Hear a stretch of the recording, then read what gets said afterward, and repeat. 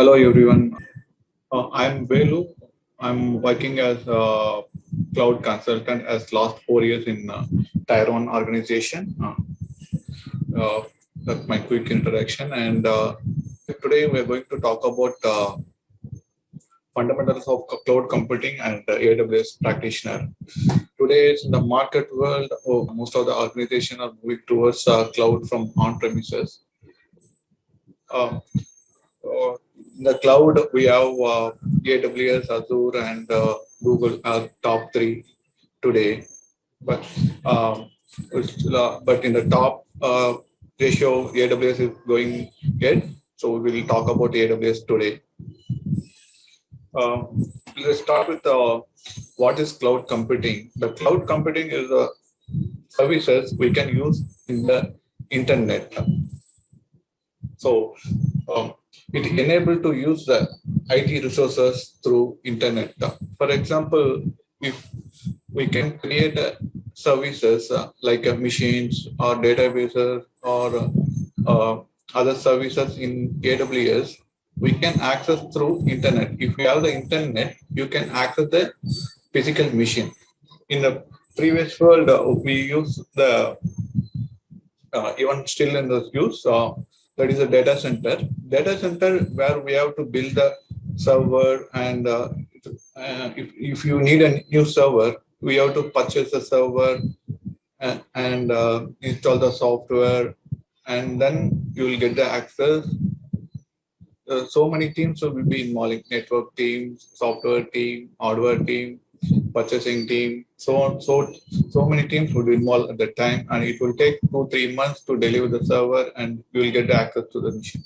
But in the current world, the cloud world, we can access the instant within a minute. Within you can access the server, Unix server or Linux server or Windows machine. You can access within a 10 minutes. And also, if you have the internet, you can access from anywhere. There is no restriction. You can access it anywhere, but we can create the restrictions. But if you want, you can access it from anywhere. So that's about the cloud computing, and there are few services offered by the um, cloud organizations that majorly are compute, network, databases, and storage. The cloud computing is mostly the services are approved by cloud organization in United States. If we want to add any services in the cloud, AWS or Azure or Google Cloud, we have to get approval from the organization, and then only they will deliver it to the customer. Then we can access to the services. In the current world, who uses the cloud computing? The cloud computing is used by the smaller organization at the moment. The larger organization, they are yet to move into the cloud due to few constraints like security and internal policies. But in future, they will also move into the cloud for sure. And the small organization like games or games, online games, or even the cricket portals or other web portals are all are running in the Google Cloud at the moment. Even we put the Amazon.com, Flipkart, everything they're running in the cloud only. Specifically the online purchase portal and all, because cloud is having the flexibility of expanding whenever we require. That is the reason the smaller organization currently moving to the cloud, and also any startups in the organization, any startups, right? They are also looking for the cloud. Instead of they build a data center which will cost more, they want to quickly build the servers and work on it. So they prefer to work in the cloud only. The larger organization like insurance companies, banking, and all, it will take time to move into the cloud. There's any new applications, then they are planning into the cloud, or but the older applications, the old applications and all, they still want to be in the on-premises due to few security reasons. Because the cloud, if you move into the cloud, it means that the data is stored in their data center. So we know about our data are very data is important. So banking, insurance, and the other sector, they're very keen about their data don't want to be shared in the cloud. So they want to keep it in their own on-premises data center. So currently, smaller organization and startup companies are are opening their account in cloud. But in future, if, other bigger organization also will come into that. Um, there are few benefits of we are covering here in cloud computing. That is agility. Agility, we can spin up the resources within a time or within a minute. If we need any physical server, as we said earlier, uh, it will take time to purchase, delivery, and installing the software, everything, right? It will take 2-3 months to deliver. You get access to the server. In the current world, you can get access to the machine within a minute. Uh, so that's a major future in cloud computing. So we need not to spend much amount of time and money in building a server or on-premises data center. The cloud is a pay-as-you-go model. How much you consume, you have to pay that uh, uh, amount of consume. So um, you need not to pay extra for that. So it's a pay-as-you-go model. And next point is the electricity. In the earlier, in the on-premises, in the even your laptop, right? Laptop or desktop we use, we have 16 GB of RAM and 1 terabyte of disk. Few of them are using consuming all the resources, but some of them, even me, we use only few 8 GB maximum. I use 8 GB, and disk size is maximum. I consume the 200 GB or 300 GB. So I'm wasting the resources, right? I purchased a laptop, but I'm not utilizing uh, uh,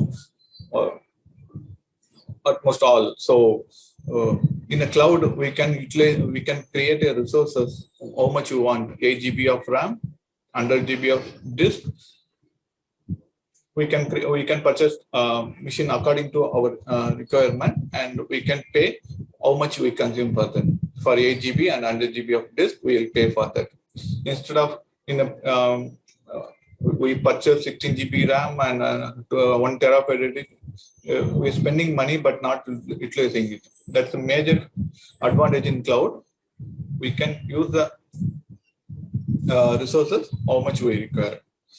And cost savings, obviously, what we discussed, that is all about cost savings only. If we want to move into the cloud, we'll have the cost savings. It doesn't mean that on-premises doesn't have the cost savings and all, but both have the cost saving based on your application functionality. We can decide whether we can move our application based to cloud or still in the on-premises. So when we move into the cloud, we look into all the possibilities of cost savings and security. All the aspect we'll review it as an architect, and then only we'll finalize into the cloud. So cost saving, the major feature in the cloud, and deploy globally in minutes. The other point is we can deploy our application anywhere in the world. They have the region concept in the AWS. We can place our application anywhere in the world. Like if you're building one website that major users from India, so you can set up the website in Mumbai region or Hyderabad region. We have 32 regions overall. In India, we have 2 regions, Mumbai and Hyderabad. So for in AWS, so we can use that region. We can use it, pin the region, or we pin the website in the region. So India users can retrieve the data very quickly from the region. We can place it in US region also, US East, West, North region. So we can place the website. But for a media user, if they try to access the website, it will take time. The latency time, it will be more. So for avoid this, we can place the portal in Mumbai region. So that features we have in AWS. So based on our requirement, application requirement, and based on customers' requirement, we can place the portal or our services in anywhere in the world. So that feature they are. And next topic is types of cloud computing. That is on-premises, infrastructure as a services, platform as a service, software as a service. The on-premises mean that is our current data center. We keep everything in the on-premises data center. We will access to the data center within a location. If we go to the office, if like a ODC, if you go to office only, we'll be able to access the particular server or through the network. We'll not be able to access outside the ODC. So that is called on-premises. That is data center. They have designed such like that. The infrastructure as a services is provided by the cloud. We can purchase the machines like Windows machine or Linux machine. We can install any application software in the Windows machine. So Windows or Linux. So that features is provided by the cloud. It's called AWS, but they will support only your OS level. So any OS level patching, any vulnerabilities, any issues, they will support until the within your machine. There are some applications will be running, right? Those will be supported. Those will not be supported by AWS. We have to only take care. That is called the infrastructure. Only they will provide the infrastructure like a network, server, storage. They will provide other parts like application, databases. Those things you have to take care of it. That is based on your application. You will design this. And next point is platform as a service. Apart from infrastructure provided by cloud, they are adding databases. They will in AWS they are providing the DynamoDB or RDS or Oracle or Postgres.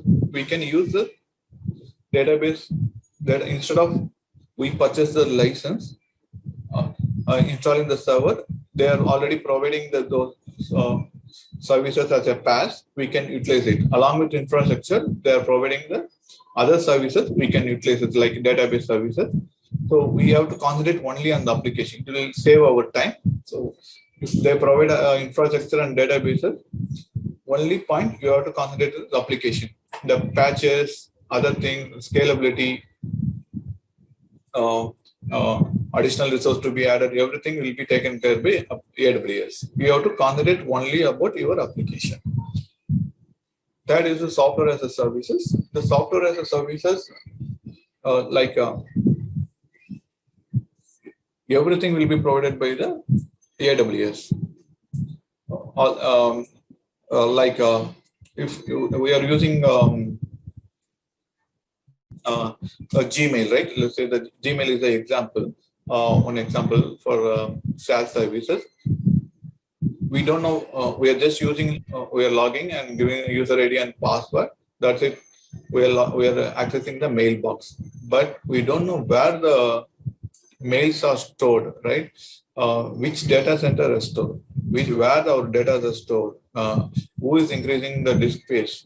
Those things and all we don't know, but we are utilizing the only benefit of the mail server, right? So